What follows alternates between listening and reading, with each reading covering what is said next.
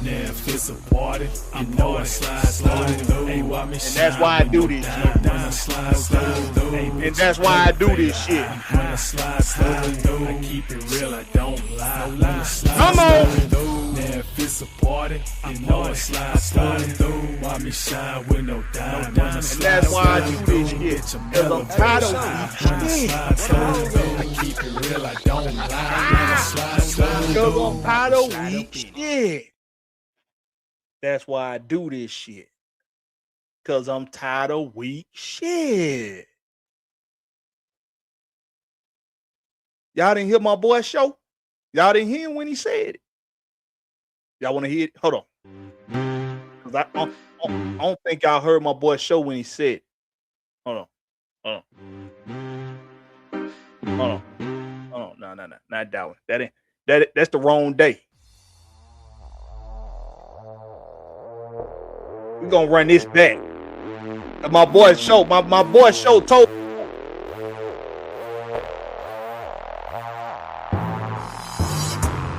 Hold on. My boy's show just told y'all. I'm tired of weak shit.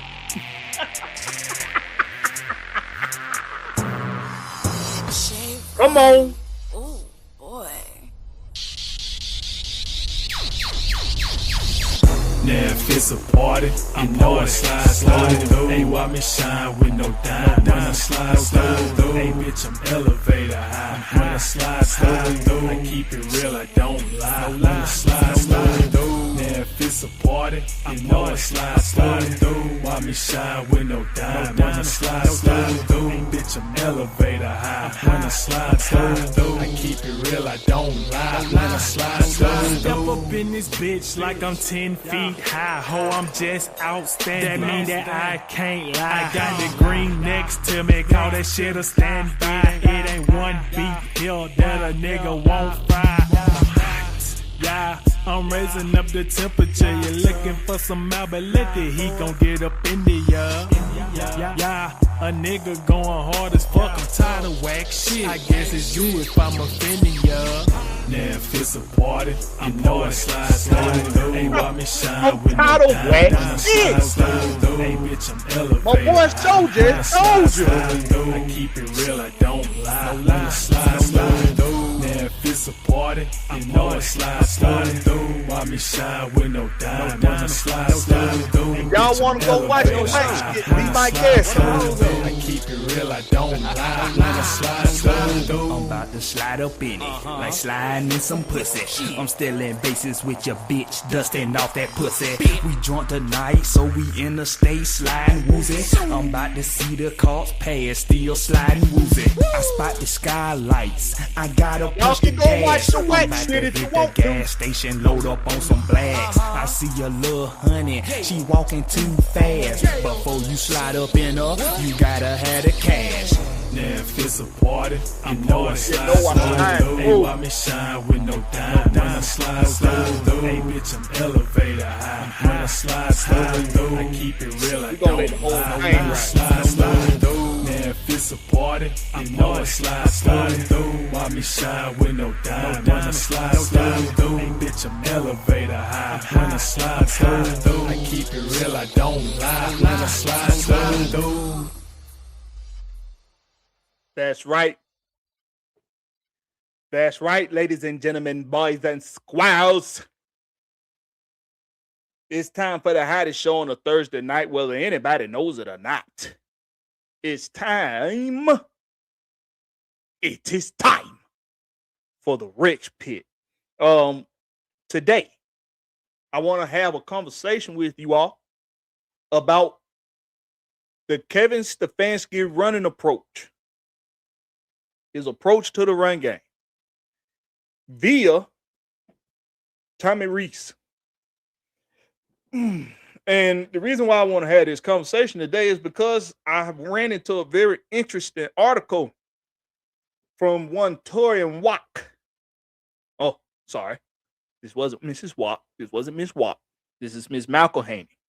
From Miss Tori McElhaney, senior reporter for the Atlanta Falcons.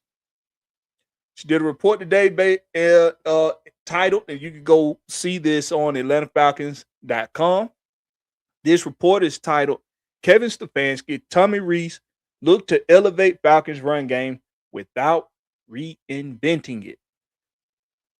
So, what I want to do is I want to give a comparison of what we've seen with the run game we have. That's i.e. Bijan Robinson, i.e. this offensive line, i.e. Tyler Algier, i.e. the tight end group, because they play an intricate part in the run game as well. But what I want to do is I want to paint a broad picture for everyone on what this Kevin Stefanski run game approach is going to look like without you seeing it firsthand. I'm going to give you a preview, okay? I'm going to give you a preview. And I forgot to put this up there, the cooler image I created. I'll put this up there for a while, just because I forgot to put it up there during the beginning of the show. But I guess technically we in the beginning. Hey, man, if you're in the chat, y'all go ahead, man. Y'all let me know down there in the chat how you feeling tonight. How you feeling? Give me a Blakberry. I'm feeling blessed. Or give me a Blakberry. I'm feeling angry. Or give me a Blakberry. I'm feeling sad. Or give me a Blakberry. I'm feeling happy. Let me know how you feeling down there in the chat. Sometimes it's good to let people know how you feeling just to get it off your chest. I had to do that a while ago. I had to vent. Had to do a little venting to some family around here about some business stuff that's going on. And it felt good to get it off my chest. Now I done got it off my chest. Now I don't feel like going to bust nobody upside their head. So in the chat, man, just be like, hey, Blakberry, I'm feeling fine. Or hey, Blakberry, I'm feeling miserable. Just say how you actually feel in the chat. It's going to make you feel better, I promise. It's going to make you feel better. I'm going to show some love to the loyal compadres and compadres of the chat. Hello. Even though we ain't that deep yet, I'm still going to show love because we got some loyal compadres and some usual suspects around this motherfucker that's showing love. Prince Kel 89 in the house. What's up with your Prince Kel 89? Appreciate you for coming through with the 100. And that we strong in you with the red and black and the white. Appreciate you for coming through, Prince Kel 89. And like he say, don't come in my house and don't wipe your feet on the rug now. Wipe your feet on the rug. Hit that like button for your boy. Appreciate you. I sure enough appreciate you. We got Nicholas Harvey in the building. What's up with you, Nicholas Harvey? Another one of the usual suspects around this motherfucker. He say, oh, yeah, man. Oh, yeah, man. I like it. Shout out to Booker T, man. For man, listen, man. Real quick little sidebar. Shout out to Booker T, man, for reinventing himself in the wrestling game. Because when I tell you, dude, Booker T find ways to go viral every now and then. He find ways to go viral.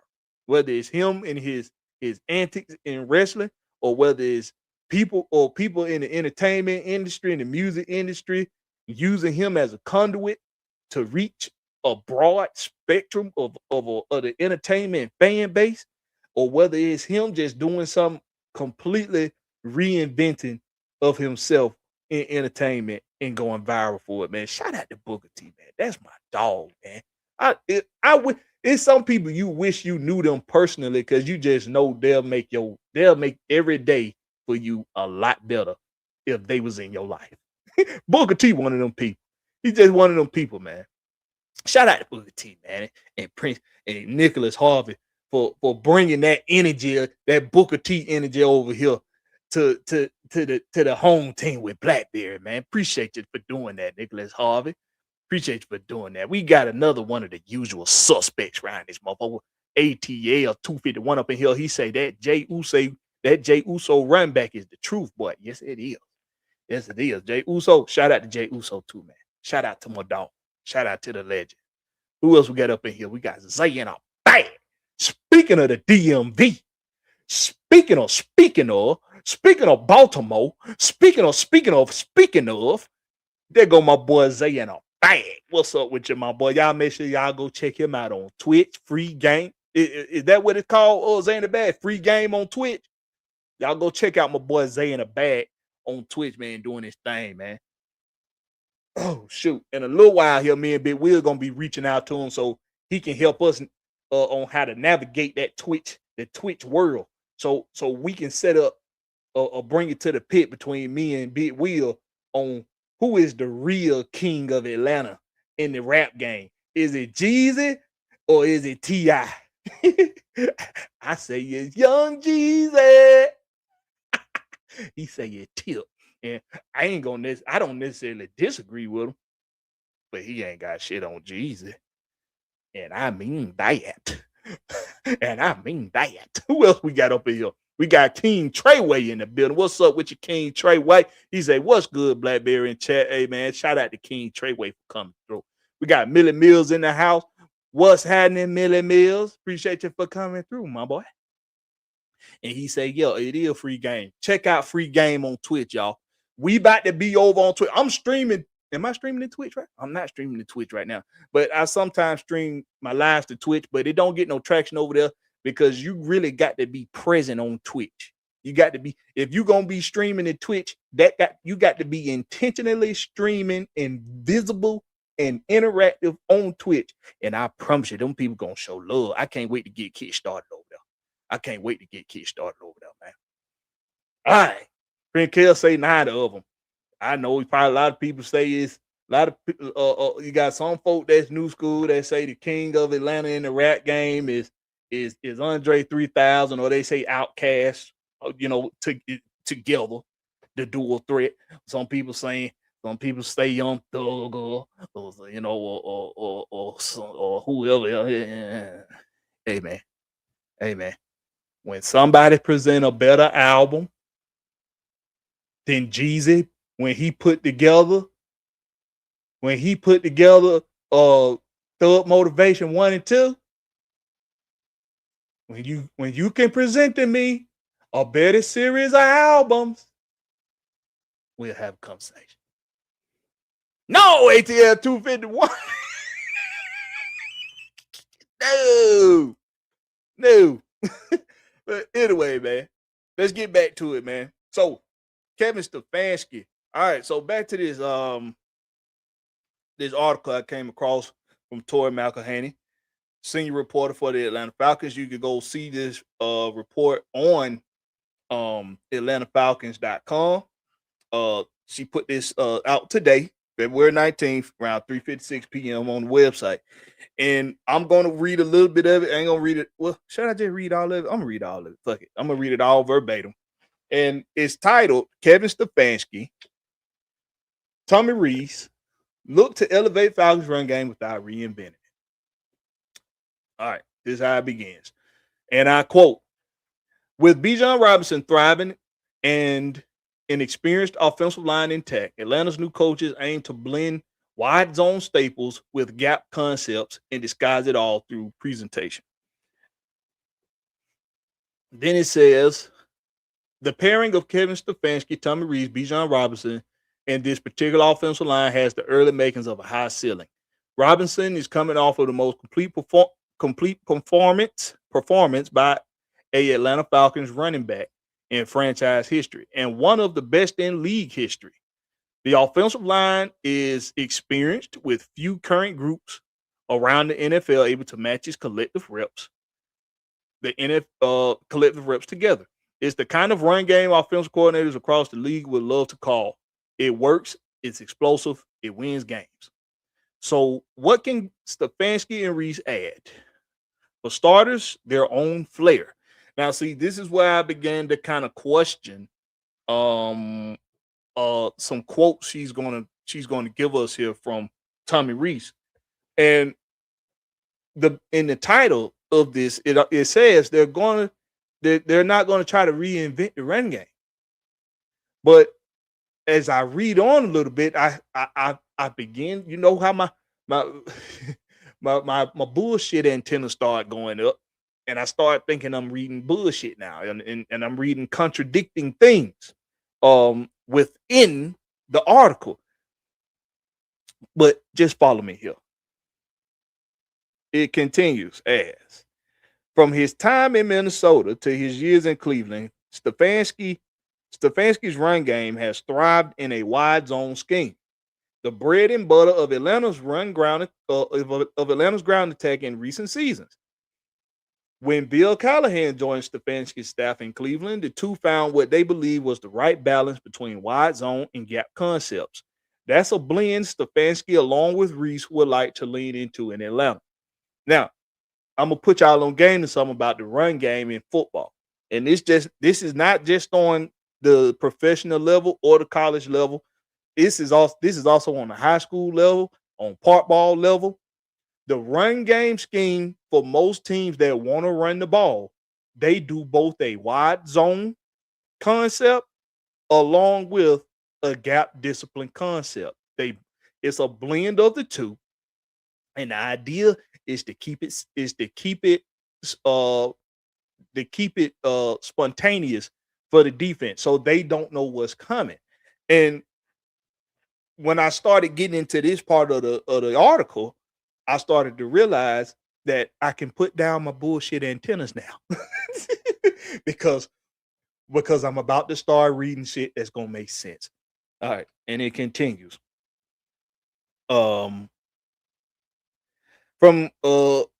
I stop it. Okay, it say when Bill Callahan joined Stefanski staff in Cleveland, the two found what they believe was the right balance between wide zone and gap concepts. That's a blend Stefanski along with Reese would like to lean into in Atlanta. She's going to quote Tommy Reese here. I think that's a really good place to start when you're talking about run game. Oh, I'm sorry. She's quoting Kevin Stefanski. I think that's a really good place to start when you're talking about run game. Stefanski said, I do believe you can't be good at everything. I don't believe you can be so diverse that you're trying to live in every single world. I think you have to hang your hat on specific things. The good news for these coaches is that Robinson has experience in both worlds. Though he's been a wide zone runner as a professional, his college roots at Texas were built on gap schemes. Robinson has shown he's bigger than any single system. He can do just about everything you ask of a running back. With him, scheme is less about limitation and more about maximization. Now, see, let me tell you why I appreciate that. I appreciate that because that's part of why we were so damn predictable in our offensive scheme. Because not only in our pass game were we not coming out of the same sets enough, coming out of the same sets too many times, but also in the running game, everything was a wide zone concept. Excuse me. That's very easy for offense to key into on second and third downs. Reason being, because as long as they can keep you in medium and long situations, and if they can keep you in medium and long situations, they don't have to move out of their zone coverages. They can keep as many men as they want back in coverage, do a 3 to 4 man rush, and they can live with that because they're forcing your quarterback to try to make damn near impossible throws every time he throws the ball. You got to squeeze it into very tight windows. Receivers have to be very, very good at running their routes, or you just have to be very lucky to be able to get the ball past some defenders that's right there in your lane.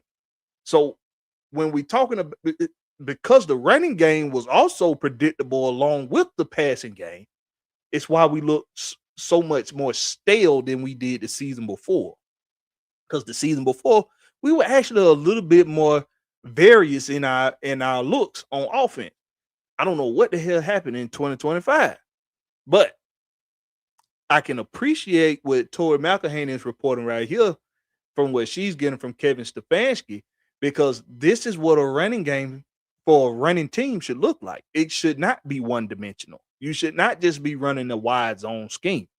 You should be running gap discipline plays as well.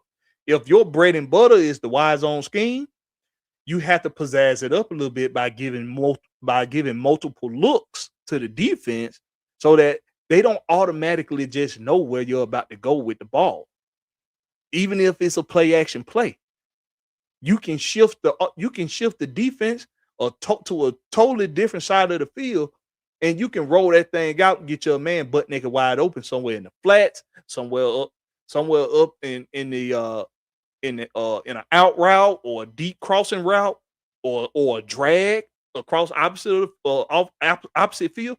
You can do a lot when you're doing a better job disguising what it is that you're doing in the running game. Now in the passing game, you want to be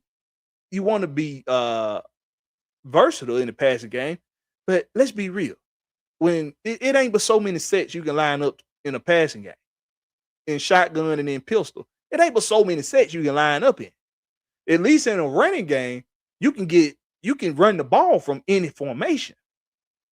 You can pass the ball from any formation too, but unless you a team that's accustomed to running 12 and 13 personnel a lot, most of the time when you throwing the ball and you're not a 12 and 13 personnel team, you lining up with trip sets most of the time. Most of the time, that's what you're doing. So how sexy can you really get?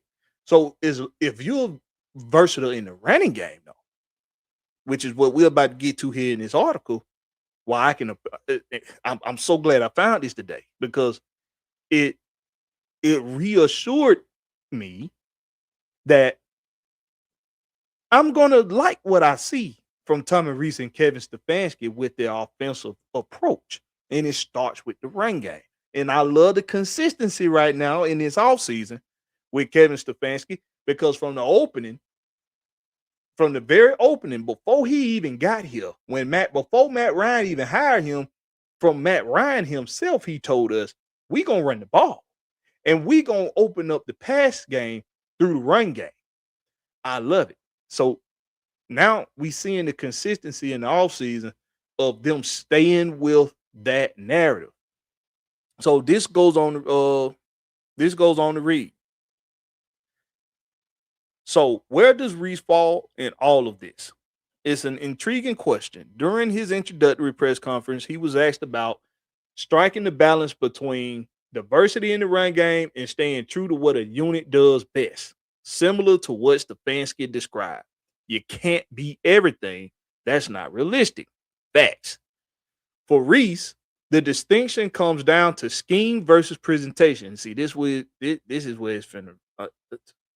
As a fan of football, and as somebody who was a running back, who was a linebacker and a running back when he played, I love what I'm about to hear, what I'm about to read. So it says, for Reese, the distinction comes down to scheme versus presentation, and in his mind, those are two very different things. You can be very consistent in scheme with the illusion of a different presentation that can get some of the variances that you're looking for, Reese explained. Then I think you have to have something. Hey, this is what we hang our hat on. For your bread and butter, right? These are going to be our complements. That's where your 75 to 80% of your run game comes from. And then week to week, based on a defensive structure, you might pull from something that you installed in camp and say, hey, the defense is telling us we can run this. We'll pull from that. This is quoting Tommy Reese. This is all quoting Tommy Reese, what I just read. And it continues. But again, scheme's one thing. Presentation is a little bit different in terms of keeping a variance, and then you have your core stuff. You have your counters, and then you have the things that you can pull from that are kind of ready to go. So what he's explaining there is, when a defense gives you opportunity to mix it up on them and catch them off guard, because they might do a decent job taking away your bread and butter a little bit. So you gotta have the as he put it here, you gotta have. Oh, did I put what I say? You got to have those counters. That's what he called them. You got to have those counters to pull from that are kind of ready to go. And he going to explain what he mean by ready to go right here. So it goes on. The Falcons don't need to reinvent the run game wheel. With Robinson coming out of a historic season and an offensive line that has grown together rep after rep, the foundation is already in place. What Stefanski and Reese bring in refinement. Huh? Oh, why that's a sentence? What Stefanski and Reese bring in refinement? It's a clearer identity. It's a commitment to a core run game built on wide zone principles, layered with timely gap concepts and dressed up through varied presentation. And this right here gonna sum it all up. That balance between scheme and disguise, between consistency and creativity, is where Atlanta's ceiling can rise. Robinson's versatility makes the blending of worlds possible. The offensive line's continuity makes it sustainable. So for a lot of people that's trying to predict that the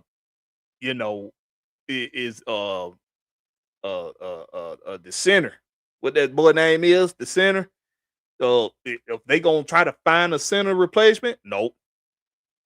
He coming back. Newsel coming back. Ryan Newsel will be back. Based off of what I'm reading here, Ryan Newsel will be back. And Caleb McGarry probably will be too. But it says the offensive line's continuity makes it sustainable. And the coaching staff's philosophy makes it purposeful. I love that word because, yes, that means there's purpose in the offense. It's not us just trying to get the ball it's not us just trying to get the ball to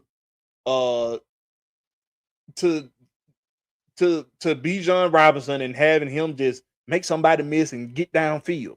Because a lot of that wide zone scheme, when teams really figured that out over the past couple seasons, that's really what it's been. It's been Bijan making somebody miss at the point of attack and getting upfield as soon as possible with his quickness and with his ability to cut. So when you can add another element to it where, okay, we just gonna run the ball downfield on you. We gonna run some gap discipline stuff. When we see that when you starting to shift your defense in the direction of where our wide zones are gonna go, we gonna hit you with some gap discipline shit, catch you slipping, and we gonna get 15 to 25 yard gashes on you with our backs. And I love it. I love hearing purposeful in that because it's letting us know they're giving purpose to the offense by leaning into the bread and butter of what these guys do. And what do we talk about mostly over here? What we talk about mostly over here? Over here, we mostly talk about these coaches putting a game plan around the strengths of the players' abilities instead of trying to recreate an identity for them. Give them what they do. Let them do what they do best. The only reason why I can tolerate Jeff Ulbrich saying he's gonna get Jalen Walker accustomed to the pass rush. He's gonna get him accustomed to the pass rush, and then he'll move him around a little bit more in the defense. The only reason why I can tolerate that is because I know how intelligent of a football player that Jalen Walker is. Jalen Walker can absolutely be a jack of all trades and a master of one. And I honestly and truly believe his master of one ability is going to come in the linebacker position behind the line of scrimmage. But we going to see. But back to this. So it reads on. As Stefanski put it, the Falcons won't try to be everything. As Reese explained, they'll aim to be consistent at their core while being unpredictable in how they present it, which is exactly, he's explaining that he's not going to do what the last dumbass did, Zach Robinson, and go out there and be predictable as hell in his presentation. He giving the defense the exact same 4-5 looks a game, thinking that if you run 3 different plays out of these 4-5 looks that ain't nobody figured out that you only running about 15 plays. You running about 15 plays, and you might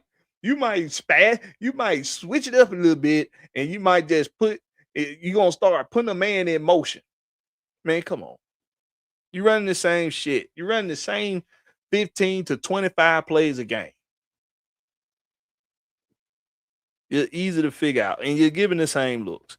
And then it says, if they strike that balance, this rushing attack in Atlanta may not just remain one of the league's most explosive run games. It can become one of its most complete. And that's the end of the article. Shout out to Toy McElhaney, the senior reporter for the Atlanta Falcons, for putting that out today. Y'all make sure y'all go on AtlantaFalcons.com and y'all check that out and read that. I'm an advocate for a couple things. Hold on, I gotta go get something. I forgot something. Hold on.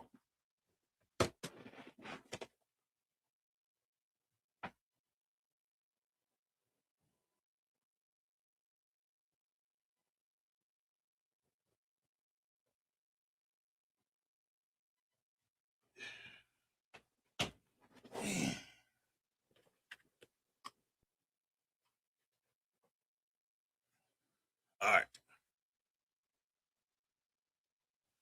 I'm an advocate for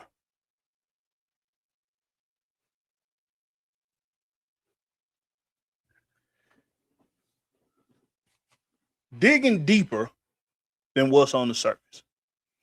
And I'm going to explain to you what I'm talking about before I get into what I'm about to get into.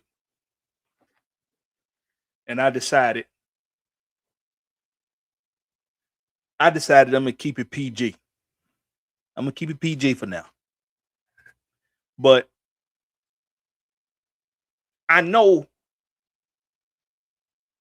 that when we critique some certain people on this team, that other content creators are watching, and then they're going to go later and they're going to make their own critique of your critique without saying they're critiquing you. So this is what I want to do. Me and Big Wheel, yesterday on Fan Speak, me and Big Wheel had a debate about Kirk Cousins, and we probably took it on a little too long. But the basis of my debate with Big Wheel was based on, when I see Kirk Cousins come in the game, I see other players' games be elevated. Okay? One of those guys whose game seems to elevate when Kirk Cousins comes in the game is Kyle Pitts. Now, we don't have a lot of sample size of that in 2024 because Michael Penix only played 4 games in 24? 3 games. He played 3 games in 24. Well, he started 3 games. I mean, I think he took over he started 3 games. I think he played in 4, but he started in 3. And in those 3 starts, we didn't get a large sample size of what he could do with Kyle Pitts, but we did see him go to Kyle Pitts on a stage with Washington where it was a playoff atmosphere, and we saw something that could be of things to come leading into what would be near future for the 2025 season. Well, we didn't actually see them build up on that in the 9 games that Michael Penix started in 2025. We didn't really get to see them build on that because for some reason Kyle Pitts' game wasn't elevated with Michael Penix. And the reason why I know that is because we didn't see him do with Michael Penix what he ended up doing with Kyle Pitts. and not just him, but also Darnell Mooney, also David Seals, also um the running game looked a little bit more fluent too. But I'm gonna read off some numbers to y'all, okay? Because, and like I say, I'm keeping this PG for now. Earlier today, I heard somebody try to say that you can pretty much just divide the numbers for Kyle Pitts between Michael Penix and Kirk Cousins in half, and you pretty much get the same numbers. And that's how I know this person was watching my content. Fuck it, it was Michael. I don't do that goddamn subliminal shit. That motherfucker Michael, he said that you could pretty much just cut it in half. Okay. Well, let's look at the actual numbers. This is what this is Penix to Pitts. This is Michael Penix Jr. to Kyle Pitts in 2025. 32 of 44. Not bad. 32 of 44. That means 12 incomplete passes between Michael Penix and Kyle Pitts in 2025 for 322 yards, 1 touchdown. For Kirk Cousins to Pitts, and that was over 9 games, by the way. That was over 9 games for Michael Penix and Kyle Pitts. For Kirk Cousins and Kyle Pitts in 8 games, it was 56 of 74 for 606 yards and 4 touchdowns.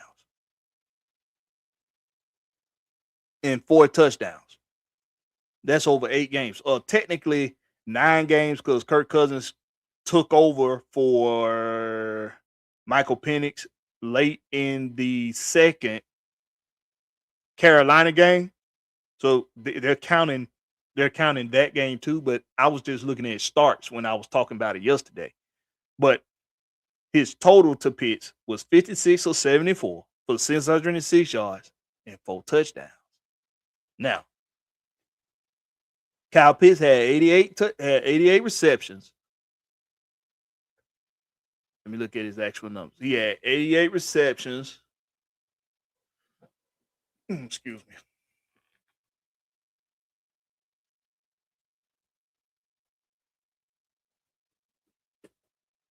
I hate this shit all the way pulled up. I don't know why it ain't. All right, so he had 88 receptions for 928 yards. For almost 3/4 of that was from Kirk Cousins, 606 yards. Nearly 3/4 of the 928 yards came from Kirk Cousins in 8 games.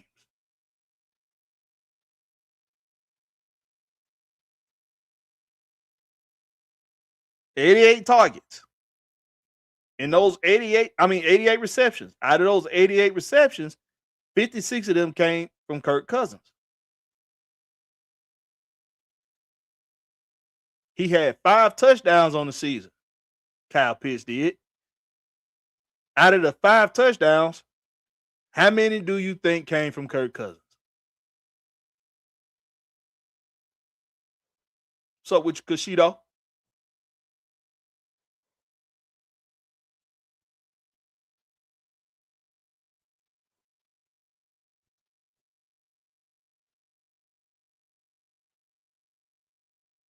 Tell me about it, Prince Kill. What's up with you, Duddy? Nah, you good, Cushido. You ain't missed a whole lot. We ain't been on but about 44 minutes. But the opening took about 4 minutes though. Cause I started the live while I was hopping out the water. I was hopping out the water, went on and started the live. So it'll be ready when I got in here to the laptop. But how many of the 5 touchdowns that Kyle Pitts had in 2025, how many of them do you think Michael Penix threw him for?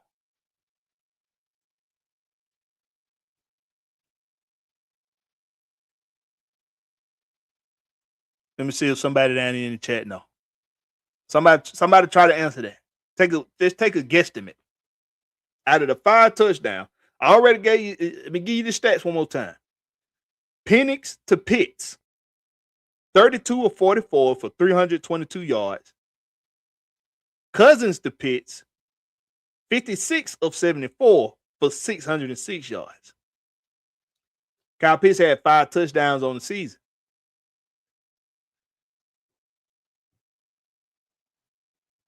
Michael Penix played in 9 games with Kyle Pitts.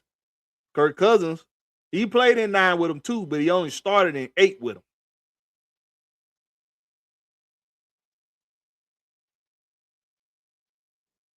So he doesn't say 0.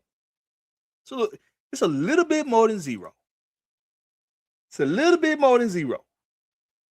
Out of the 5 touchdowns that Kyle Pitts had on the season, only one of them was thrown by Michael Penix Jr.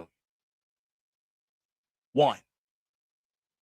So that's 32 of 44 for 322 yards and 1 touchdown out of Kyle Pitts' 88 receptions for 928 yards and 5 touchdowns. Out of his 88 for 928 and 5 touchdowns, Michael Penix contributed 32 of those receptions for only 322 of those yards, 1 touchdown. The numbers from Kirk Cousins is an overwhelming 56 of 74 for 606 yards and 4 touchdowns.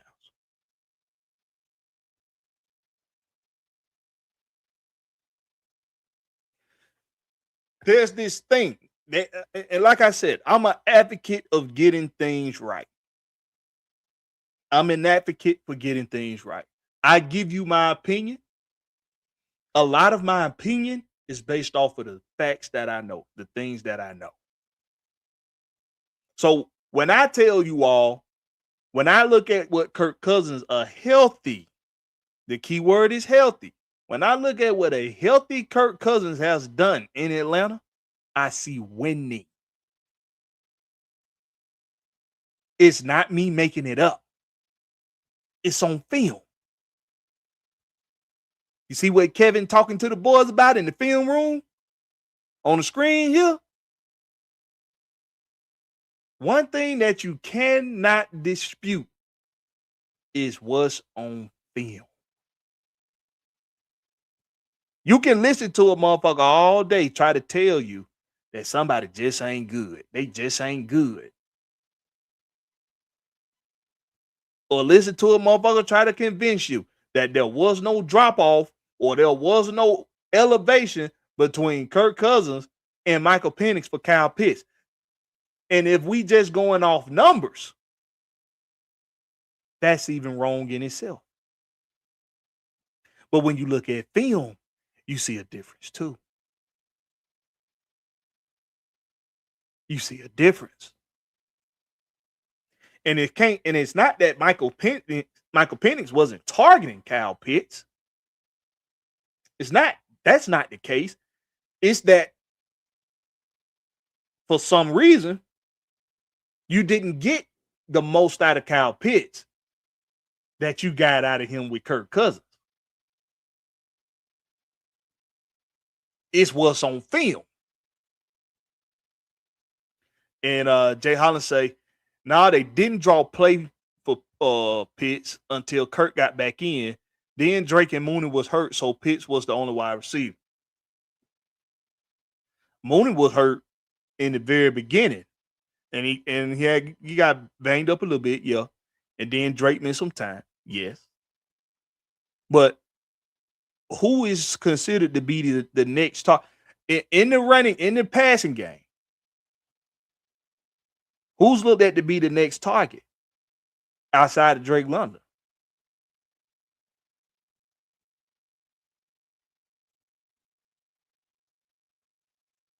Who's looked at to be the next target? Who's looked at to be the second option for the Atlanta Falcons in the passing game after Drake London?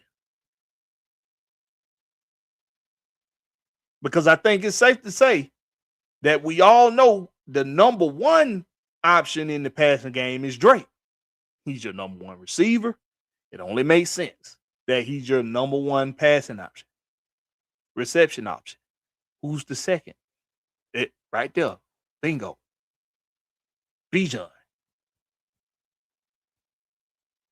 And after him, then we'll probably say Kyle Pitts. Even last season, before the emergence of Ray McCloud, before Darnell Mooney taking the top off of defenses, it was supposed to be Drake London, Kyle Pitts in the passing game. But the credit that Ray McCloud and Darnell Mooney was getting, especially from content creators, was their game was elevated because of Kirk Cousins.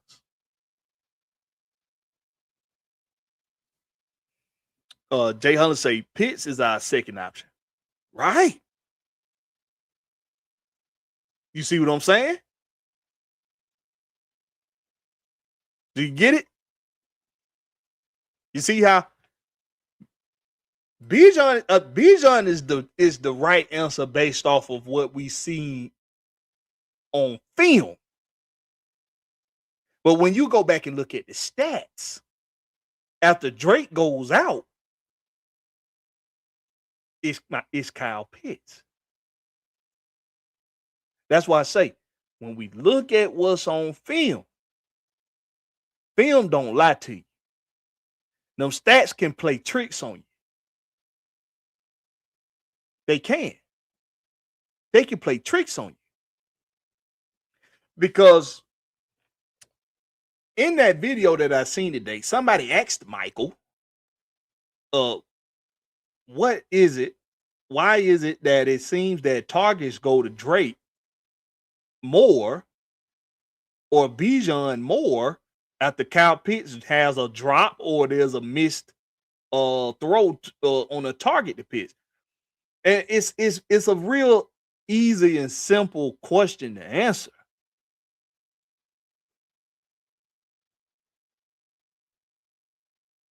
When we watch the film, there's either a miscommunication between the passer and the receiver, being Michael Penix and Kyle Pitts. There's either a miscommunication between the two. Drake shows up and makes a big catch after. So who are you going to go to? Who are you going to continue to go to? You're going to continue to go to who's catching the damn ball.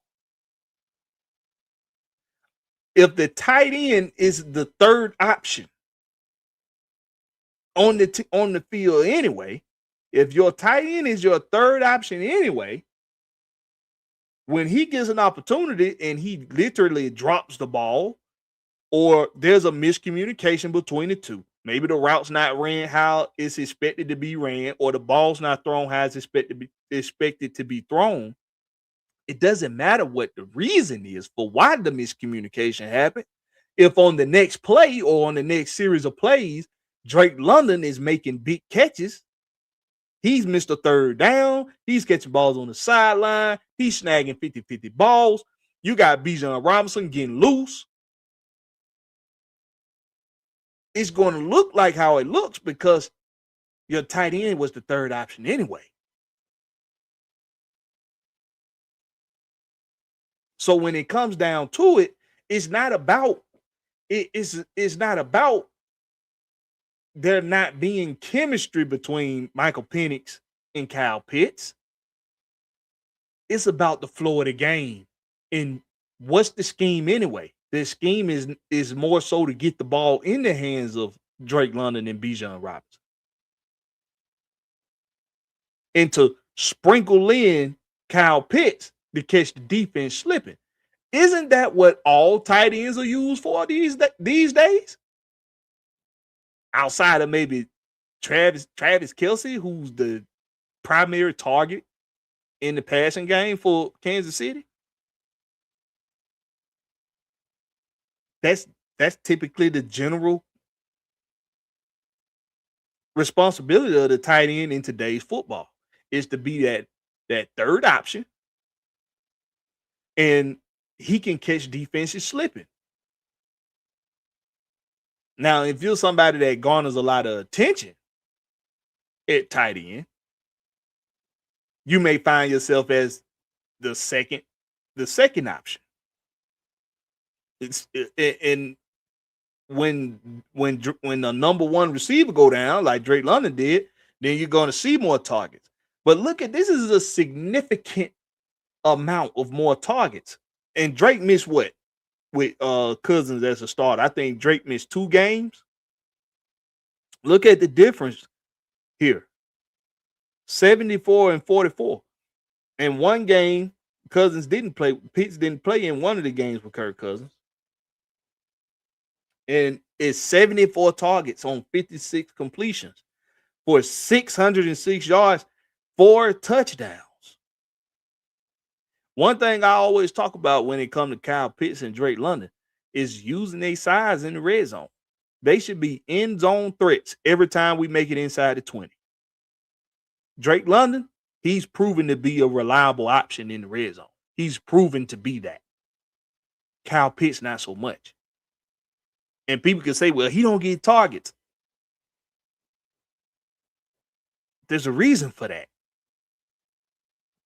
There's something he's not doing when he gets in those situations that give himself opportunities.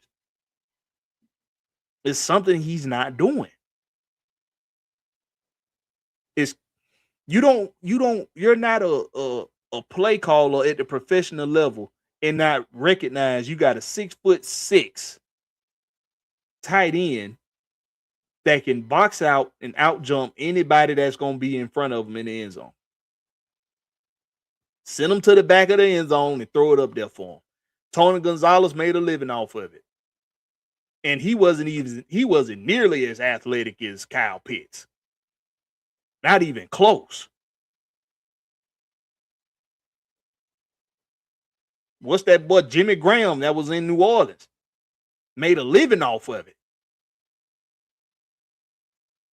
Made a living off of it. So it's not it's something he wasn't doing. And a lot of people don't want to talk about that. They don't want to say that. They don't want to admit that, because how is it possible that he's not doing what's necessary? Well, look at the film. Look at the tape. Just look at the tape. Because these numbers can be skewed. They can be skewed. You got to look at the film. This was a prime example here. When I asked who's the second option after Drake, ATL said he said Bijan. Jay Holland said Pitts. And what's crazy is neither one of them are wrong. Because on paper, you would say it's Kyle Pitts. But when you go back and watch the film, it was obvious that it was Bijan Robinson. You have to marry the two, and you got to make the best possible educated decision on who was the real second option in the passing game. That's what it is. A lot of the times, Bijan is getting forward passes behind the line of scrimmage and having to make something happen with it. As your tight end, Kyle Pitts, he's able to run routes in front of the line of scrimmage and get targeted. So the numbers are a bit skewed. Excuse me. ATL say we really need to bring in a free agent or draft a speed or speed wide receiver, maybe at slot or just to be a deep threat. When I watch the New England Patriots and when I watch the Seattle Seahawks, the two teams that were in this year's Super Bowl, Now, Jackson Smith and Jigba can take the top off. He can. But he's more of a Larry Fitzgerald type receiver. He's just going to be good at getting open on you. And he's going to catch almost everything come his way. Quite not like Puka Nacua, but similar. But he can also take the top off. But outside of him, there's nobody else on the team that's doing that. And you didn't have big tight end play, even though they had decent tight end play. But you had a run game, and you had a quarterback that was going to do a damn good job of, in the crunch time, taking care of the football. And you had a defense that was smash mouth. It was smash mouth. So in New England, I don't see none of that. I don't see nobody that can take the top off. Stephon Diggs is not a take the top off type receiver. Stephon Diggs is a possession receiver that he's a number 2 masquerading as a number 1.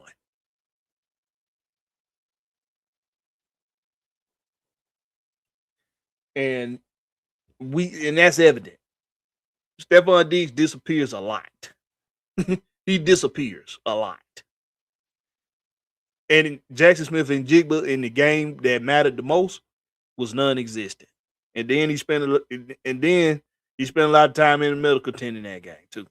But he was getting shut down even before that. So, yeah, you want to have somebody can take the top off. And a lot of y'all don't believe in Darnell Mooney. I'm not going to say I don't believe in Darnell Mooney. I've done videos on Darnell Mooney. If you go down my page, go down to my videos on my channel. Go down my list of videos. And last year I did a video on how Darnell Mooney absolutely is capable of taking the top off of defenses because he did it. He did it here in Atlanta in his first season. He did it here with Kirk Cousins throwing him the ball. He even did it a little bit with Michael Penix throwing him the ball.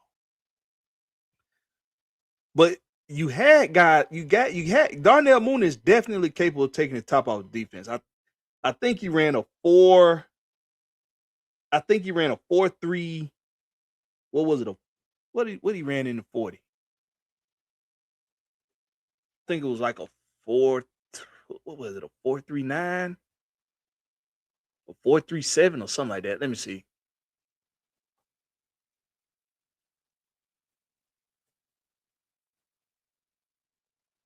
Can't remember what it was. 4.38. He ran a 4.38. Darnell Mooney ran a 4.38. And a lot of people say he ain't fast. He can't take the top off. But he's done it. He's just got to go watch the film to see that he's done it. You just got to go watch the film. We can be prisoners of the moments with guys, and we can forget some of the things they've done. I got a video on it. Maybe I'll go find it. I'll do that. I'll go find it, and I'll put it in the description. I'll put it in the description of this video later. And you all come back to the video and y'all click on it on that video. And I'm doing a film breakdown of Darnell Mooney taking the top off of defenses. This year, he has a broken collarbone to begin the season. Let's do the interactive part of the show. Let's do the interactive part of the show. Everybody take your hand, whichever hand you do most of your business with. Take your hand, put it on your collarbone, and just feel around. Feel all the way around you to your collarbone. Okay. You see how thick that bone is on your collarbone? You see how thick it is? Now you notice how when you get around here to the middle, how it feels like there's almost like a break somewhere. There's a natural break somewhere in the collarbone that goes from the left to the right once you get towards the middle. Almost like you can feel the cartilage in there. Okay. Well, that bone is very thick. And when you break your collarbone, there's a difference between a fracture. It's a fracture and a break. If it's broken, it's a clean break. It's clean. Wherever that break is, it's a clean break. Okay? He had a broken collarbone. And he came back in week 3. He came back in week 3. And he did not look good. He had alligator arms, which explains a lot, coming off of a broken collarbone. And he just looked all out of sorts. And then you had the confusion with Ike Hilliard sending out the wrong personnel groups that was ill-advised to him, was sending out personnel groups that was ill-advised for him to do because it wasn't what was asked of him from Zach Robinson and the passing game coordinator or whoever. And that whole shit show happens. Then the Ray McLeod gets mixed up into that, and he finds himself gone. And now Darnell Mooney is looked at even more to do even more coming off of a broken collarbone.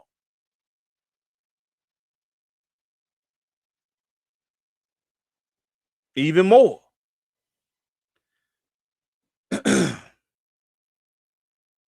So he's hurt. He's playing coming off of a broken collarbone. When he came back too soon. And it's because of this motherfucker. It's because of that damn Raheem Morris, man. And his just very mysterious and confusing way of handling the injuries on this team. You got guys on that was on the injured list for 2 seasons, for 2 straight seasons without coming back to play, for 2 straight seasons. And then you had guys with broken collarbones coming back in week 3. And we criticizing that guy for looking bad, playing on a broken collarbone.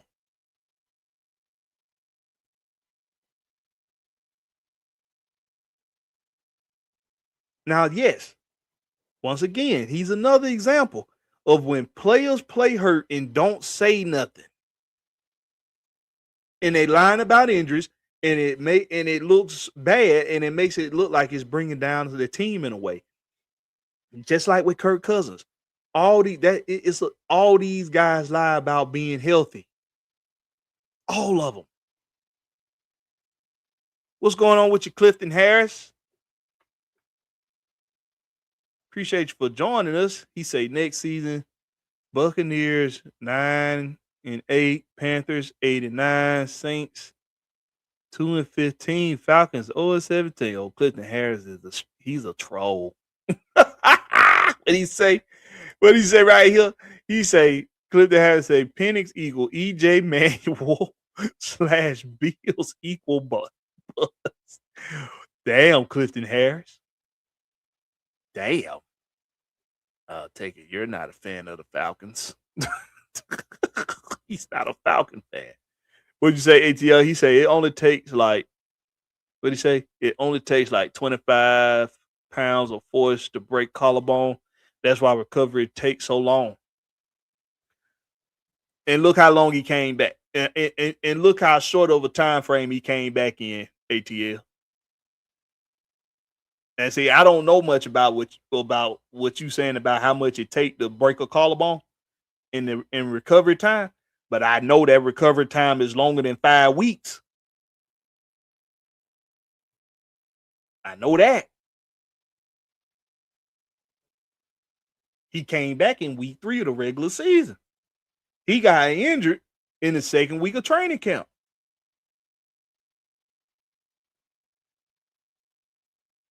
He should have been out way longer, right? Jay Holland said if he came back too fast, that means MPJ got rushed back too. Yes. Yes. I don't understand. They rushed back Darnell. They rushed back Michael Penix. They rushed back AJ. They rushed back I think Mike Hughes got rushed back. And then you got the guys that was out for so long and don't nobody understand why. Like Troy Anderson. And maybe that was strategic. Maybe that was to give Troy Anderson an opportunity with a full bill of health to get a shot in the 2026 season to prove himself, to either get a contract with the Falcons or get paid somewhere else. Maybe Arthur Blank got a soft spot for him, or Greg Beatles, but it got to be one of them two because everybody else from the front office is gone from when Troy Anderson got here. So it got to be Troy Anderson got to be a Blanks boy. And he really want to give him a shot to prove that he can get paid in his league. So maybe that's it. But what's up with Braylon Trice?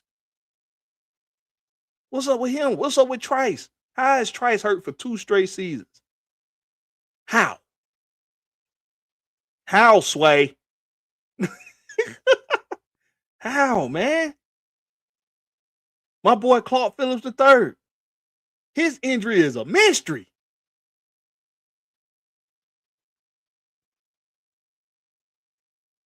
Clark Phillips didn't have no surgery done. Not that I remember. How was he out a full season, man?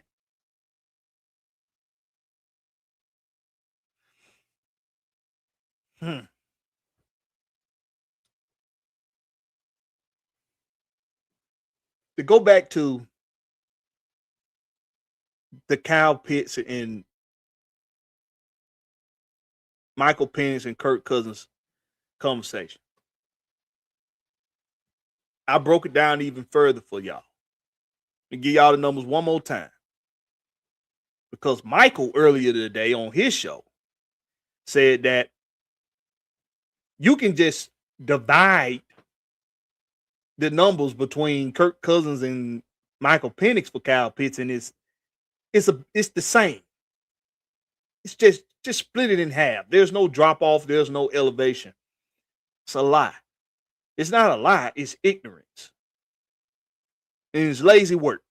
Because when I look at what Michael Penix did with Kyle Pitts, 32 of 44, 322 yards, 1 touchdown. Now, the targets and the receptions with the yards, I can understand because Drake London is going to get the bulk of the targets. So I can understand it. But the 1 touchdown part for me, that part for me is mind-boggling. How is his game not elevated with Kirk Cousins and he gives you nearly double the yards without giving you double the receptions, but giving you 3 more touchdowns in the process by giving you 4 as opposed to 1?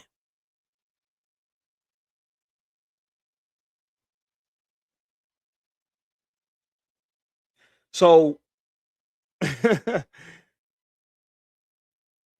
his game was clearly elevated, but I broke it down even more for you by game. This is with Kirk Cousins. September 21st against the Panthers, 4 receptions, 6 targets, 39 yards. Now remember, that was the first game that we got blowed the fuck out. That was the first game we got blowed the fuck out. And they basically just brought Kirk Cousins in to pretty much close out the game. October 26th versus the Dolphins.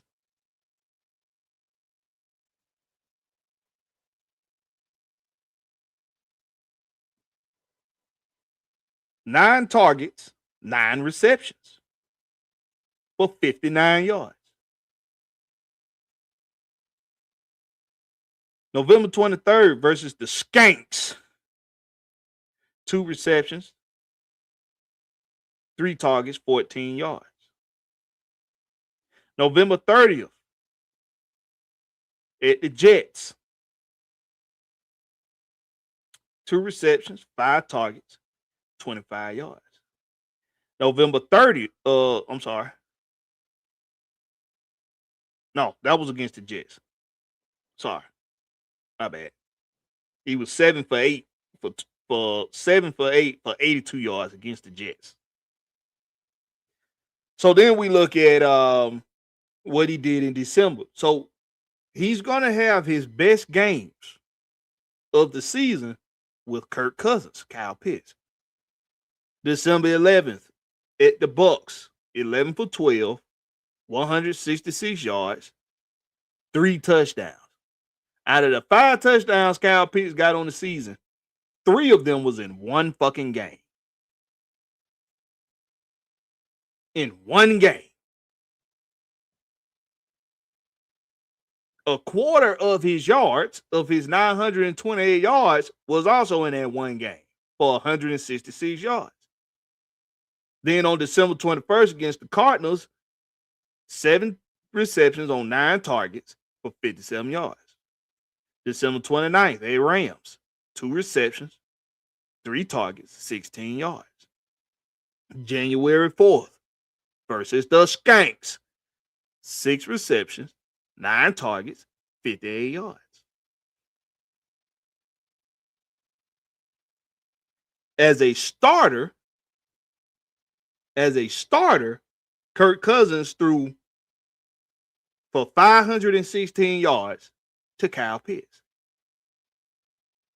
That's 516 out of the 928 that he had on the season. That was as a starter. And of course, the difference was done in the game he came in for him in the Panthers game. So you can't just divide it and cut it in half. When you dig a little bit deeper, you see that Kyle Pitts' game did elevate. He had his best games with Kirk Cousins throwing him the ball. And yesterday, and not just yesterday, but ever since I've been saying it, I get clowned for it. People laugh at me. It's cool. But when I say Kirk Cousins, a healthy Kirk Cousins has won for you more than he's lost, people don't care. He's just put a bad taste in everybody's mouth. He's put a bad taste in everyone's mouth. For lying about being hurt, for opening up his mouth about somebody talking to him before he got signed to Atlanta, somebody talking to him about doing a deal. It fucked us up on a draft pick. We lost a draft pick because of it. Excuse me. He goes on Netflix, on the Netflix show, and he's talking about how he really wants to play. He really wants to be a starter for a team. And a lot of people took it as innuendos to him not wanting to help out Michael Penix. A lot of people don't like that he looks like he's not helping Michael Penix because he wears his helmet throughout the whole game because he's always ready to go. A lot of people don't like that. My homeboy Larry, one of my biggest supporters out here, one of the usual suspects out here for the home team. He disagrees with me. He thinks that Kirk Cousins is all for himself. Big Wheels, he thinks the same thing. I think that there's a line that he draws between doing what's best for him and his family in his career and helping the generation behind him come up. He's clearly the past couple seasons, he's been at that point where he wasn't ready to stop being a starter in the NFL. And he's voiced that. The reason why I don't have an issue with that, because why would I want my quarterback? Why would I want him to be somebody that's looking at handing over the reins instead of focusing on the task in front of him, which is winning football games and possibly winning a championship right now? Because this team, like I've been explaining to you all, like some people today have reiterated in their own way, we're the one team in this league that's looked at to plug and play, plug and coach, win now. We're the one team in this league that's looked to plug and play, plug and coach, win now. And it's not just fans. It's media. It's other players in the NFL. It's the general sports fan base. The Atlanta Falcons got too much talent on it not to be able to plug and play. You need a quarterback. You should be able to plug that quarterback in, and y'all should be able to win. You just need a coach. You should be able to plug that coach in, and you all should be able to win. Why? Because of the Bijan Robinsons, because of the Drake Londons, because of the Kyle Pitts, because of the Tyler Algiers, because of the offensive line that has a long longevity of continuity playing together, because of the rising defense that you have with the pieces that you've added to it, with JPJ, God help us on that boy, with Jalen Walker, with Caden Ellis, with Jesse Bates, with Xavier Watts, with AJ Terrell, with Brandon Dorlus, with veterans like Leonard Floyd, with guys that rose the cream rising to the top guys like Divine Diablo, with the young bucks like Billy Bowman Jr. God help us with him too. I hope that boy healthy and good to go. But if you need to give him ample time to get well before you throw him out there next season, do it. Don't let him come back to mid season, week 6, week 7. Make sure these boys ready to go, man. Make sure they healthy. But it's because of these dudes, man. It's because of this roster. It's because of this personnel group, man. I don't blame people for saying all y'all need is a quarterback and y'all should be able to win. All y'all need is a coach that's not going to screw the game up. Y'all should be able to win. I don't blame them. Because you got you have the stable, man. You got the stable, man. We that stable that some old decrepit investor left behind to his family. And when they get out there to the stables, they see black stallions. 6 or 7 of them lined up down the damn barn. Thoroughbreds. And ain't got a goddamn clue what to do with them.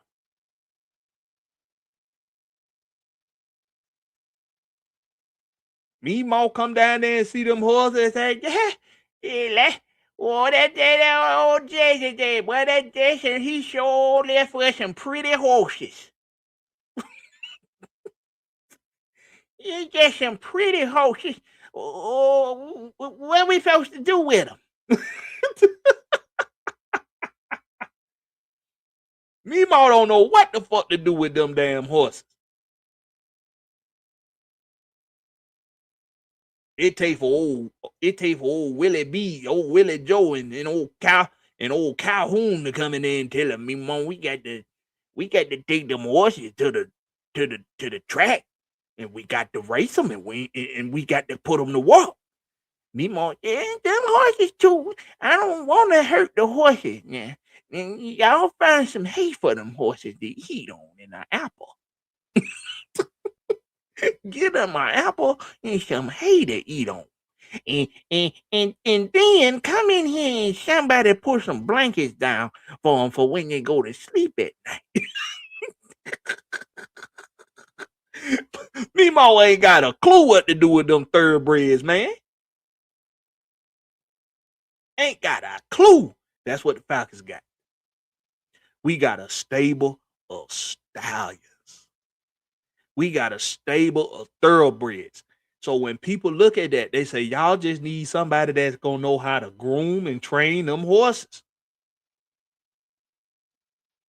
That's all y'all need. I don't blame them for that. Now, of course, we know it's a process to building a sustainable product. It's a process to it. And if you say you just get one season to do that, or you get half a season to build that sustainability, a lot of us is going to look at that and say, that's not realistic.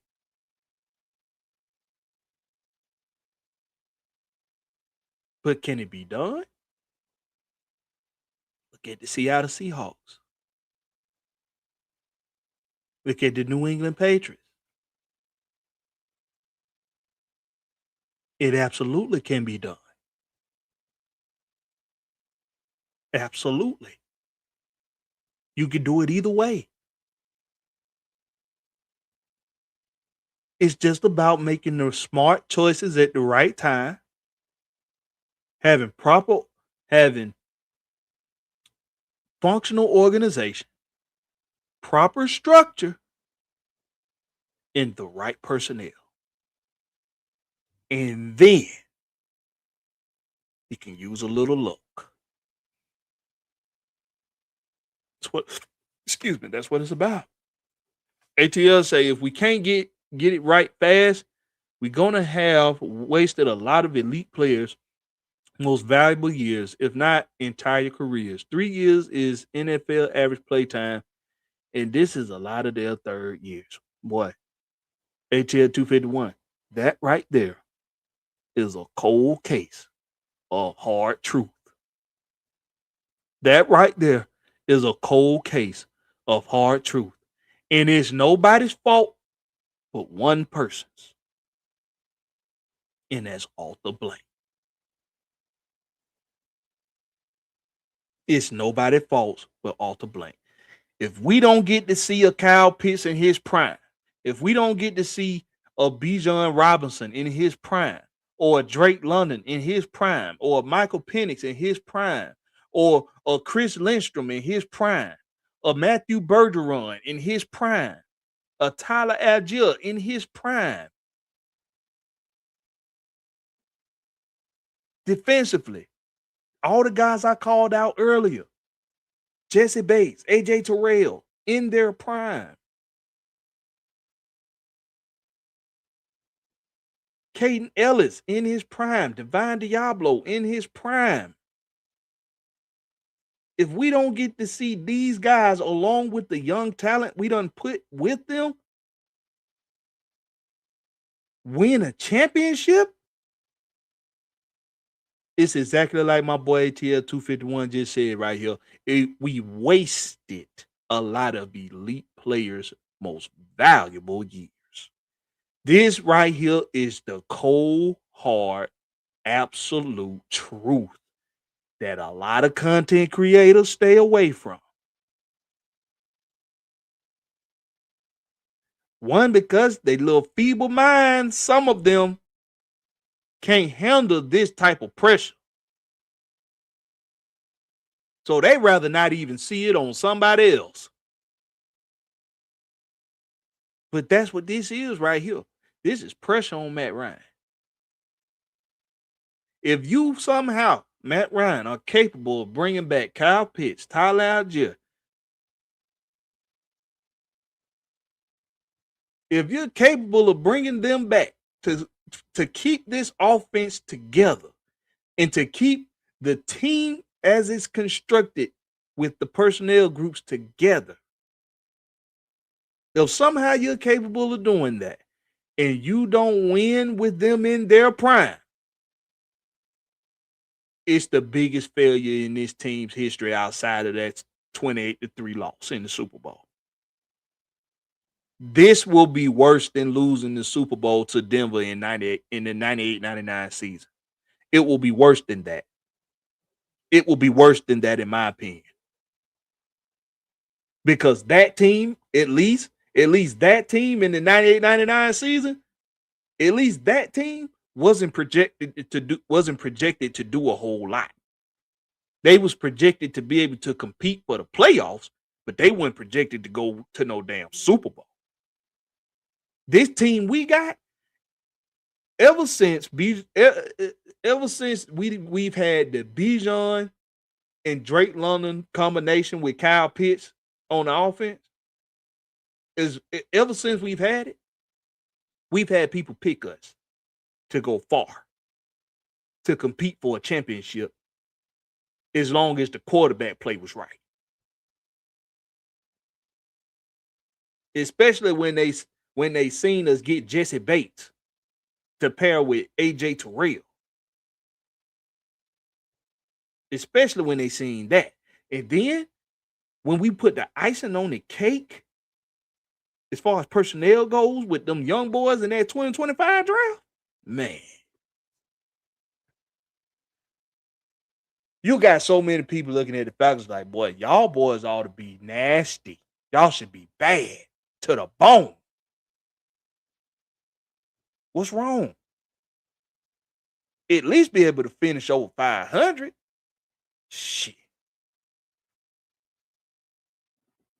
I don't blame folks not one bit. ATL said facts.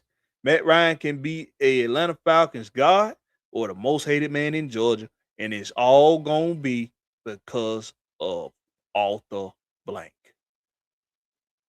If you tarnish that man's legacy with the Falcons, it's gonna be because of you, Arthur. And that's straight up. But let's hope it's not the latter here. Let's hope it's not the latter here. Let's hope it's him being looked at as a Falcon god. 330 say, what's up? He said, what's up, ATS? He said he ain't getting him $2 hot dog. 30 say, Ryan rolling the dice on his legacy and cushy booth job. Good luck. I know. Yeah, he is. Mill say goofy ass coaches make goofy ass mistakes. It is what it is, Blakberry. It is what it is. And ain't shit we can do about it. You know, besides just watch the ship sink. That's all we can do. We can just watch the ship sink.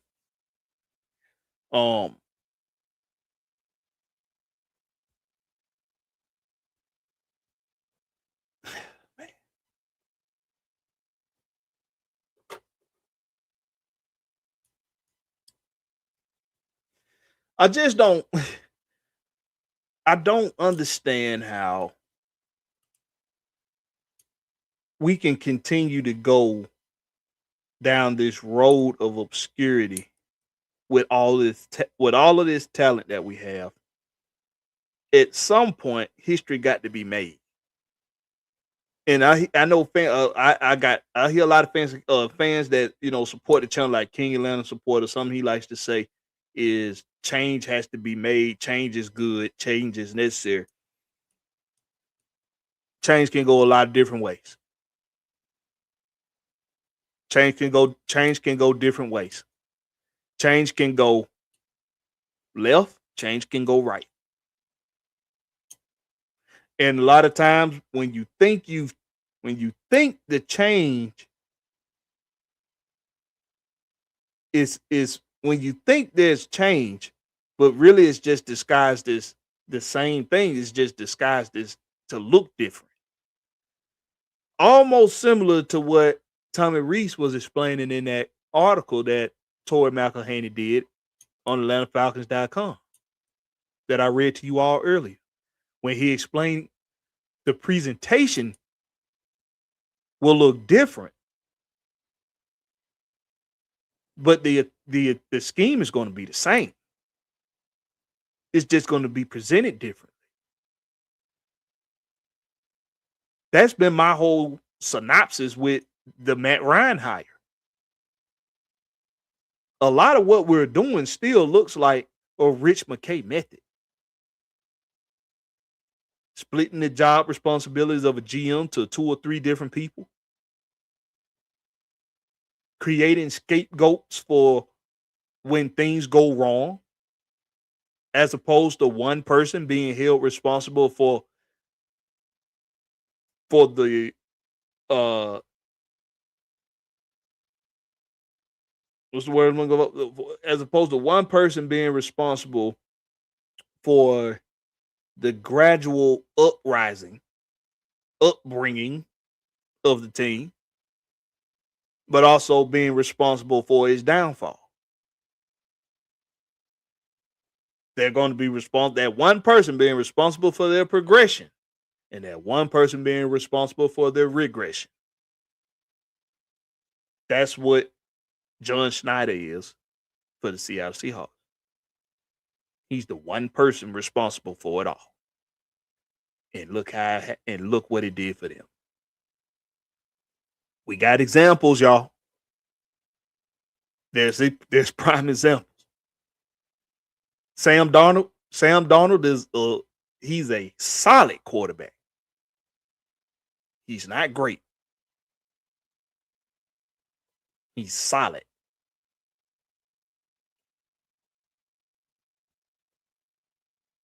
And he's also a quarterback that don't move a lot.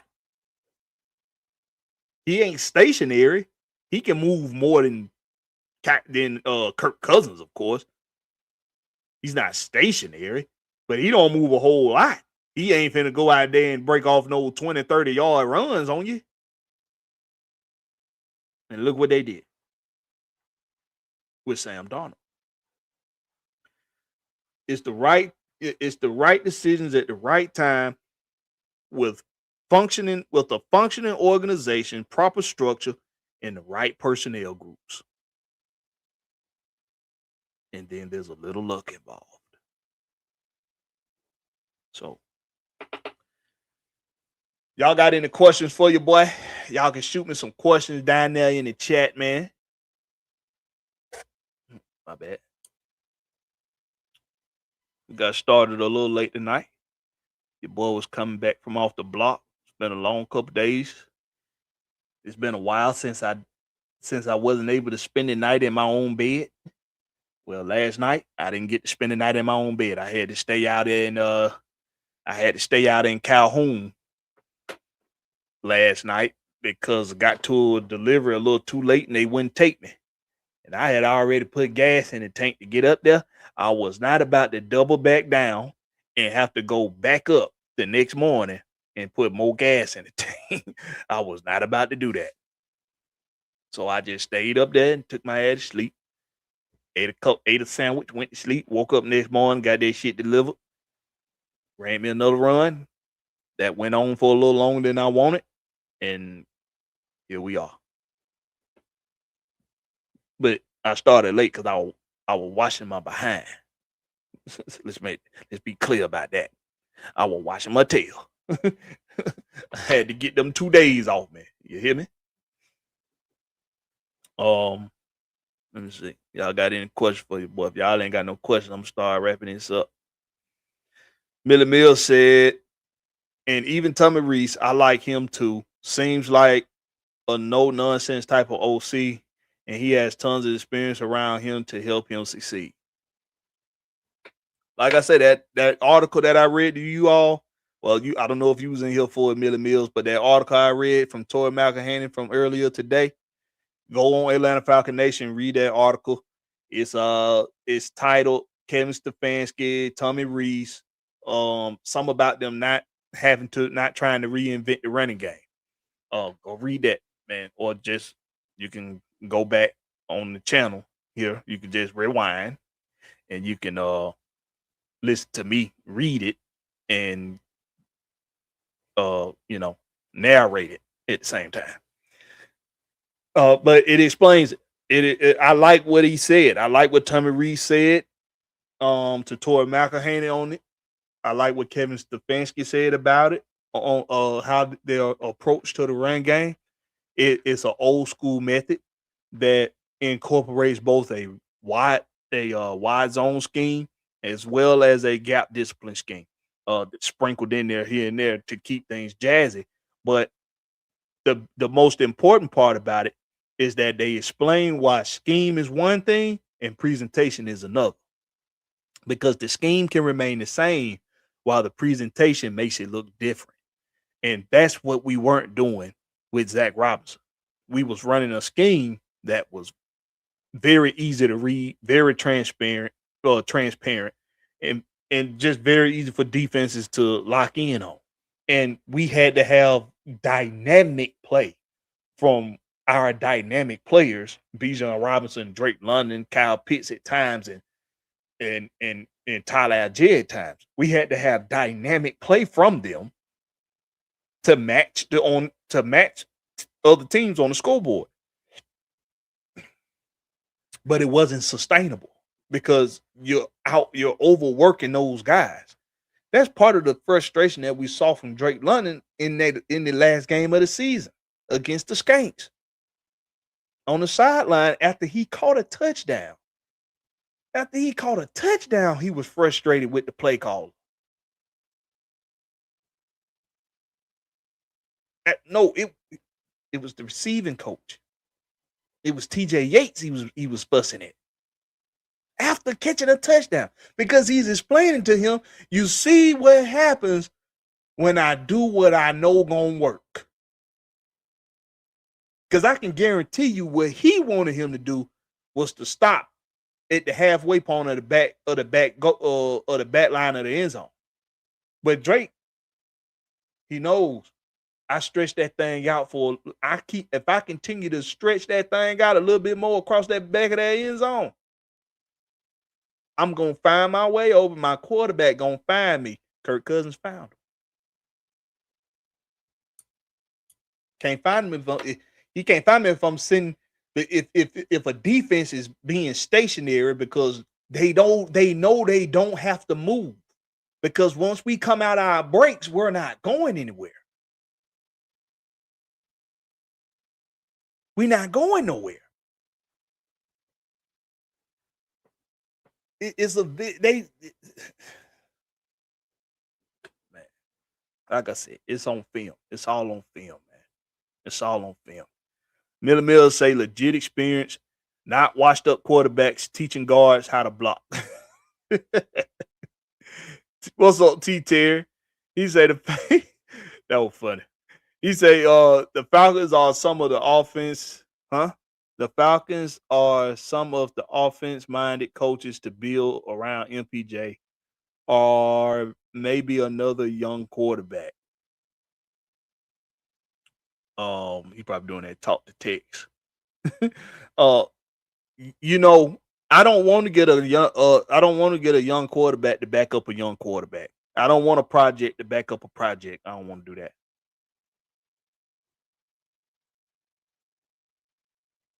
I don't want to do that. Because they had the right idea with Kirk Cousins. It's just that the contract made the situation look lopsided. They had the right idea with Kirk Cousins. Michael Penix sit behind him for a couple seasons. The idea is to compete, possibly even hopefully win a championship in the midst of it. And you got your quarterback of the future healthy, learning behind the greatest mind at quarterback, still playing the game, in my opinion. And it's hard to argue with Kirk Cousins. They had the right idea. And if they can somehow, if Ian Cunningham can somehow fix the contract situation with Kirk Cousins, cut him before March 13th, let him clear waivers, because I think he will clear waivers, resign him to a more friendlier deal. You're going to give him $10 million when you cut him. Tell him we're going to give you another 20. We're going to give you another 20. We're going to give you another $20 million to play this season. We're going to give you $20 million to play this season on top of the 10 we just gave. So we're gonna give you 30 million all together, but we're gonna give them that 20 and a sign on the sign. We're gonna give them 18 of that 20 and a signing bonus, and we're gonna pay him the same 2 that he's already getting this year if he play out the season and don't get cut.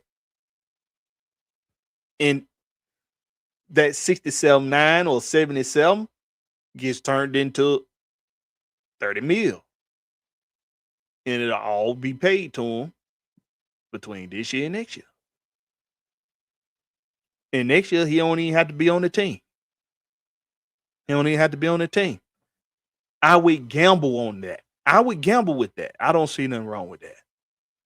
Because like I said, it's on film.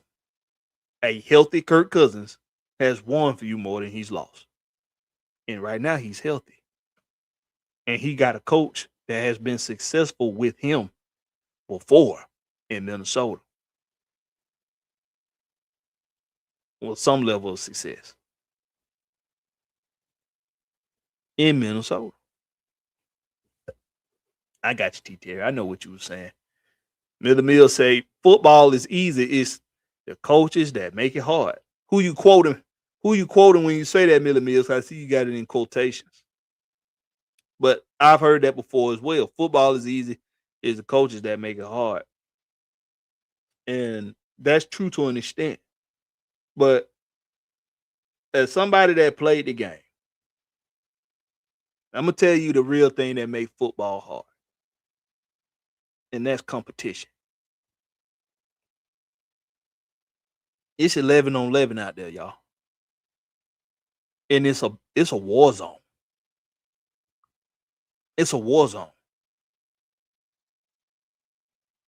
See, coaches, they have the task of being the wits of the war, being the strategizers of the war. They have the task of being smarter than the other guy across the way, designing and strategizing for them.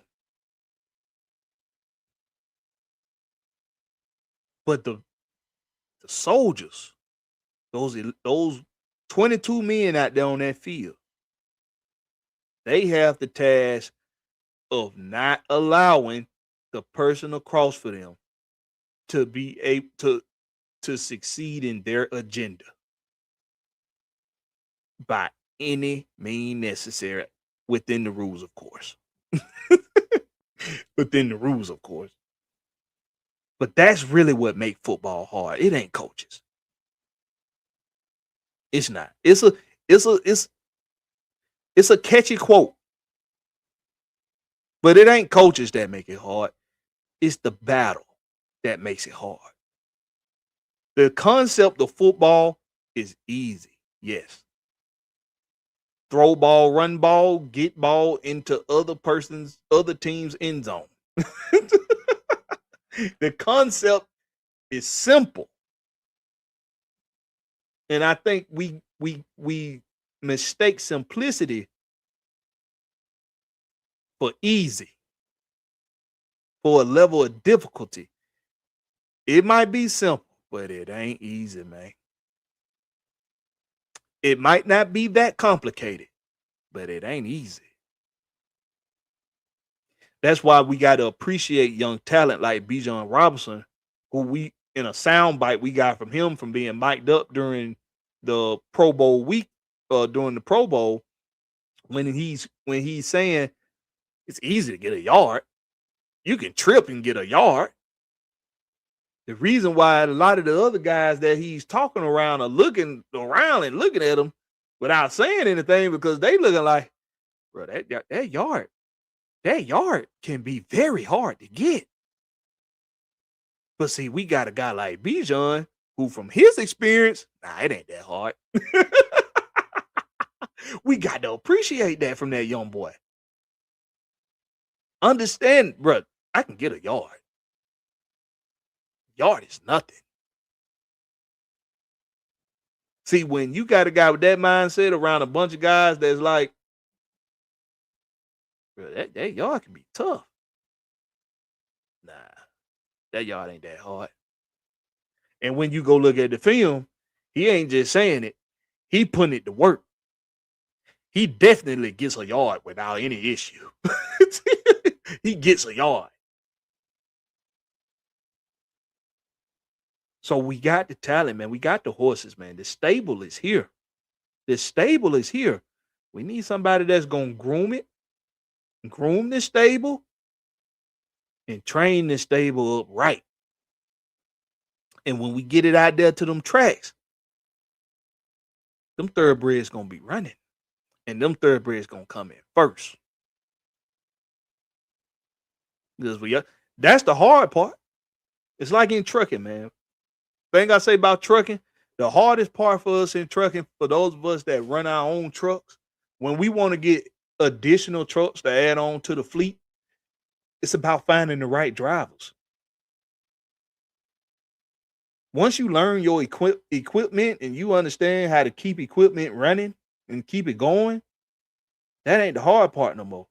Once you get to work and you got steady, consistent work, that ain't the hard part no more.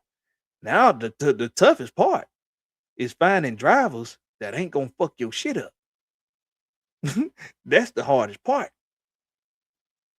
Drivers that ain't gonna fuck your shit up and they gonna take their ass to work. That's the hardest part. So when you fortunate like the Falcons and you already got a stable here that's willing to put the work in, that have shown you that they're capable of getting the job done if they have the right leadership in place. You got to take advantage of this prime opportunity. Like my boy ATL 251 said earlier in the chat, we cannot waste the most valuable elite years of these players.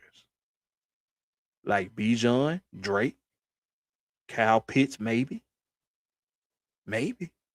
Michael Penix, Tyler Algier. This entire offensive line and a lot of them defensive pieces. We got elite talent that's already showed itself, and we got elite talent that's ready to blossom and bloom into itself. We cannot waste the most valuable years of these guys. If we do, we failed. And it's going to be worse than the 98-99 Super Bowl loss. It's going to be worse than that. It's going to be worse than that. But hey, like ATL said, pimping ain't easy. T. Terry say Bijan got that smiling dog inside. Say that, boy. Because it's like when he get that, once he take a handoff, he turned into he become another person, becoming another person, becoming another person, becoming another person. Hey, what movie I got that from before we close up out of here? Where I get that from? Become another person, becoming another person, becoming another person, becoming another person, becoming another person, becoming another person, becoming another person. Welcome to the Quickie Mart. Why? What movie I got that from? Before we get up out of here. Hey man, shout out to everybody in the chat, man. Shout out to the Millie Millses, the ATL 251s, the T Terrys. Shout out to 3 Duddy, one of the OGs in the game. Shout out to my boy Dre Murphy the one and only up in here. Shout out to everybody that came through, man. Jay Holland, Clifton Harris. Not a fan of the Falcons, obviously, but he came through the troll for a little bit. But shout out to him for coming through. Hey, man, shout out to everybody that came through, man. And everybody that didn't come through, shout out to Kashido and Prince Kale 89. Shout out to y'all, man. John Tate, Rozier, he was up in here. My bad, John Tate. I didn't see you come through earlier, man. So shout out to my boy, John Tate. Rozier, my boy Zay in a bag. Shout out. Speaking of the DMV, speaking of Baltimore, speaking of my boy Zay in a bag.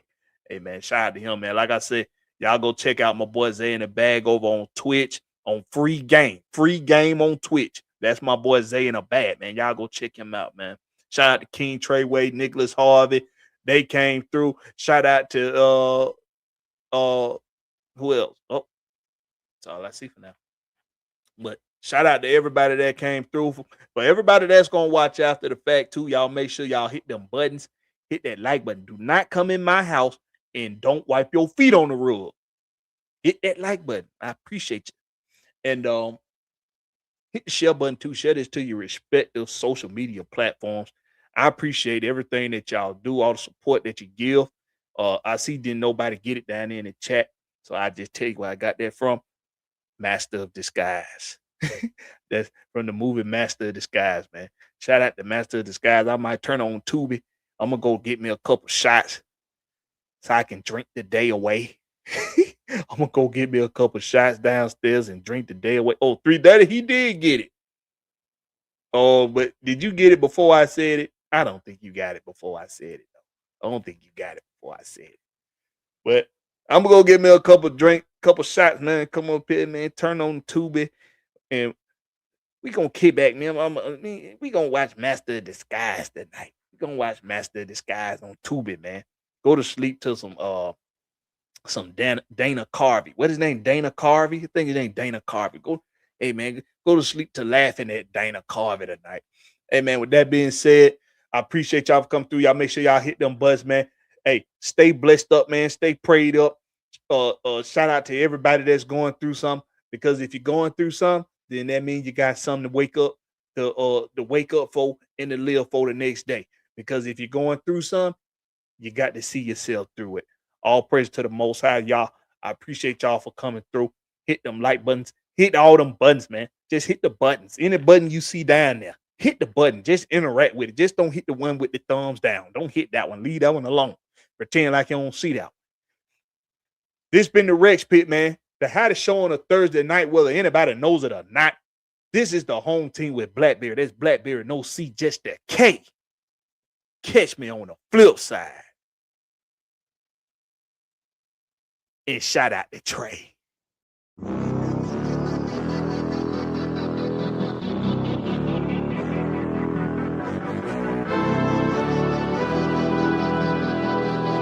Night ride on the train.